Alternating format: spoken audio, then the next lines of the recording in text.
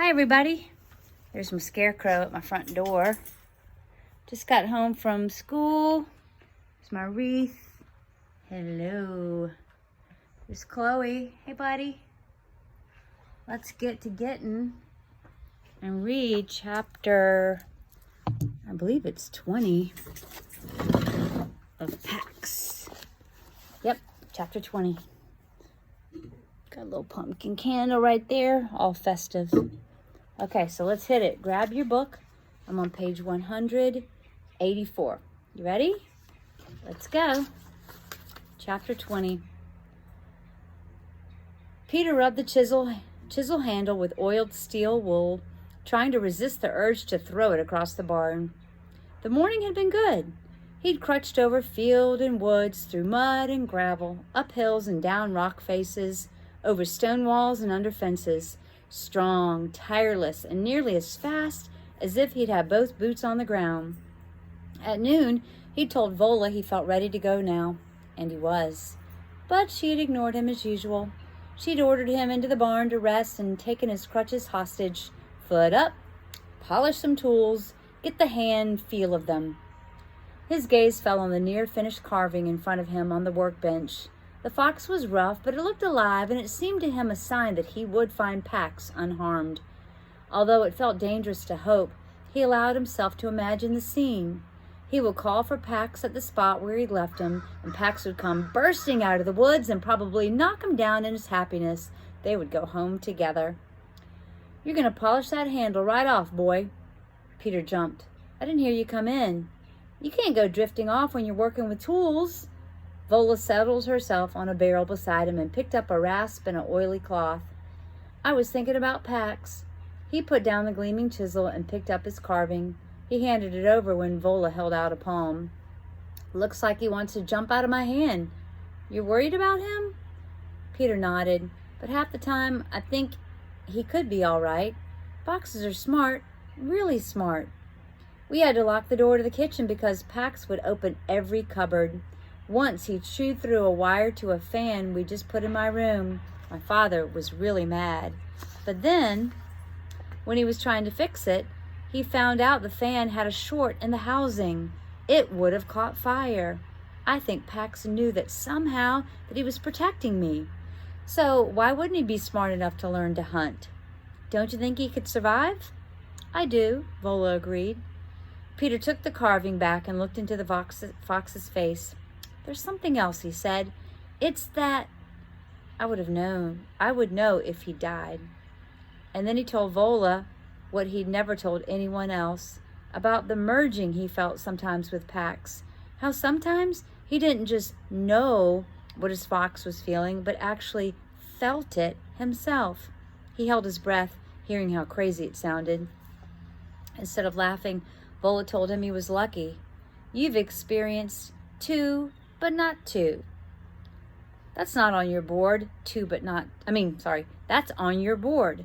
Two, but not two. I didn't know what it meant. It's a Buddhist concept, non-duality. It's oneness, about how things that seem to be separate are really connected to one another. There are no separations. Vola picked up his fox again. "This is not just a piece of wood. This is also the clouds that brought the rain, that watered the tree, and the birds that nested in it, and the squirrels that fed on its nuts.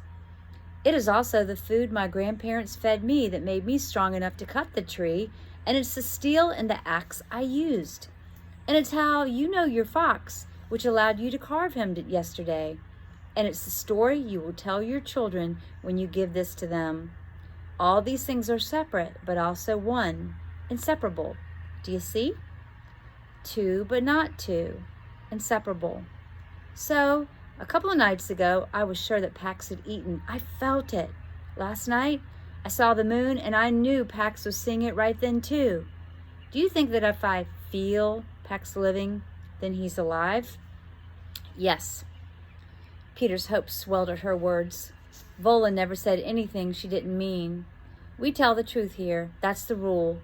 She told him about 100 times. It was a valuable thing, he suddenly realized, to have someone you could count on for honesty. How many times in his life had he wanted only that? How many questions had he needed an honest answer for and gotten instead from his father dark silence? And then, before he could chicken out, he asked the one that haunted him, Do you think if someone had a wild part, it could ever be tamed out? If it's in his nature, inherited? Bola looked at him hard. Peter knew she thought he was asking about Pax, and he didn't correct her. He picked up the chisel again and looked down at it on his lap. His fingers squeezed white around the shank as he waited for the answer. You always been like this? Asking other people to figure out your stuff for you? That doesn't work. Peter let out his breath. As soon as he'd asked the question, he'd realized he didn't want to hear the answer. Maybe he would never be ready to hear the answer to that question. Bola patted her overall pocket and frowned. Almost forgot. She pulled out a napkin-wrapped muffin and handed it to Peter. He'd eaten 4 of them at breakfast, but she was always convinced that he wasn't eating enough. He unwrapped it. It was a little squash, but as with the rest of them, the pecan was centered perfectly on the brown sugar topping. She'd stayed up late last night baking them, and he had heard her singing something in a language he didn't recognize, something happy. Bola, why are you still living out here alone? I told you. But 20 years to figure out who you are? I mean, how hard could it be? Plenty hard. The plain truth could be the hardest thing to see when it's about yourself. If you don't want to know the truth, you'll do anything to disguise it. Peter put the muffin down. She was avoiding his question. But you do. You know yourself. So how come you don't go live somewhere with people? Tell me the truth. That's the rule around here, right? She looked out the barn window for a minute. Her shoulders slumped, and when she turned to him, she looked tired. Fair enough, no bat Peter. Maybe it's because I do know myself. Maybe what I know is that I don't belong with people. Maybe I am a grenade. What do you mean, a grenade? What would you call someone who can go from a girl eating peaches and watching fireflies to a woman who kills a man? That girl would have cut off her arm before she'd have hurt a single one of those fireflies. But a few years later, she killed a perfect stranger. I'd call that person a weapon. I'm an unpredictable, deadly weapon. It's best I stay hidden here, where no one will ever be hurt by me, even by accident. She raised her fingers and popped them at him. Boom! But this time the gesture looked sad, not menacing. You don't hurt me, Peter answered. How do you know I won't? Because I know. He thumped his chest. In my core. Bola slapped her palms on the workbench and pushed herself off. Put those tools back in the right order, she muttered over her shoulder as she left. From the window, Peter watched her stamp down the path. It seemed she was moving differently, as if that heart pine leg of hers had grown even heavier. One by one, Peter slid the clean tools into their pockets and then rolled the canvas. He felt his own anxiety coiling at the base of his skull. Over a week he'd been stuck here. He would have left already if it hadn't been for the third condition. He promised, and he owed it to Vola. But when he asked her at breakfast about building the stage, she only shrugged. I'll get to it. And then the solution hit him, so ridiculously simple that he laughed out loud. Without his crutches, he was awkward and slow again, but he managed to hop outside to where Vola kept a brush pile. There he chose 12 long, straight saplings, each the thickness of his arm. One by one, he flung them to the barn doorway, then followed and slid them inside.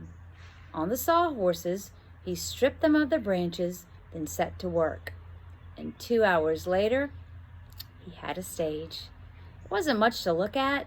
The corners raggedly notched and lashed with twine, mismatched scrapboards nailed onto the frame for the walls and floor, but when he strung a length of burlap over the top, he smiled. Piece of cake, he said to Francois, who wandered in and stopped to sniff the frame in obvious admiration. Piece of cake. I made the stage. It's in the barn. Vola looked up from the chicken she was plucking. She eyed the branch Peter was leaning on and then motioned to his crutches propped against the kitchen counter. Peter reached for them, slid them under his arms, and felt the immediate comfort they brought. I could do that puppet show for you now. Come to the barn. I have work to do now, but all right, tonight. And then I can leave, Vola. I'm ready. Vola laid the chicken on the table and sighed. You are not ready. You sleep indoors, dry and warm. You have clean water, and someone cooks your food for you. But all right, tomorrow I will test you. 10 miles. You hike 5 miles. Show me you can make a camp on one leg and hike 5 miles back. Then we'll talk. Peter watched her gather up the chicken feathers and tuck them into a pouch. And it struck him. Nothing would change after he left. Vola would save her feathers, would make her puppets all alone in the woods, more and more and more of them, and tell that soldier's story to no one. Well, that's sad.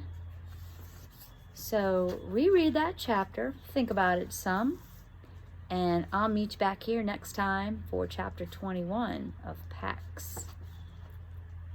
See you later.